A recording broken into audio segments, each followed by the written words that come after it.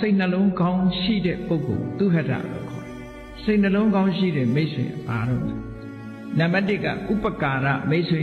တဲ့ကျေးဇူးပြုတတ်တဲ့မိတ်ဆွေကိုယ့်ရဲ့အပေါင်းအသင်းတစ်ယောက်ဟာ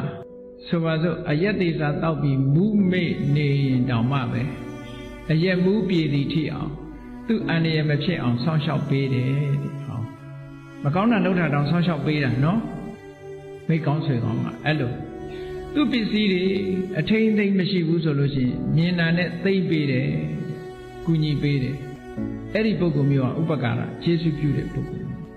တစုံတစ်ခုဘေးရန်ကြုံလို့ကိုမိတ်ဆွေကိုပေါင်းတဲ့ပုဂ္ဂိုလ်တရားဟာသိကြောက်လန့်နေလို့ရှိရင်လည်းအားပေးစကားပြောတယ်ကိစ္စရှိလို့ရှိရင်လည်းဝိုင်းကူပြီးတော့ဆောင်ရွက်တယ်ငွေကြေးတနာလိုတာကစပြီးတော့အကူအညီထောက်ပံ့ပေးတယ်အဲ့ဒီလိုမိတ်ဆွေမျိုးကြတော့ဥပကာရမိတ်ဆွေစစ်ပါတဲ့ဒါလောကကြီးပွားရေးအတွက်အဲ့ဒီလိုပုဂ္ဂိုလ်မျိုးကိုပေါင်းသင်ရမယ်နောက်မိတ်ဆွေတစ်ခုကဘာလို့ဆိုတမာနဒုက္ခဒုက္ခတမာနဆိုတာတူညီသောဒုက္ခဒုက္ခ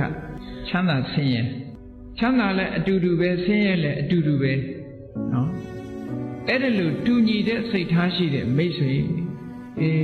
ခုခေတ်ပြောကြတယ်မဟုတ်လားအေးအတူပူအမြနော်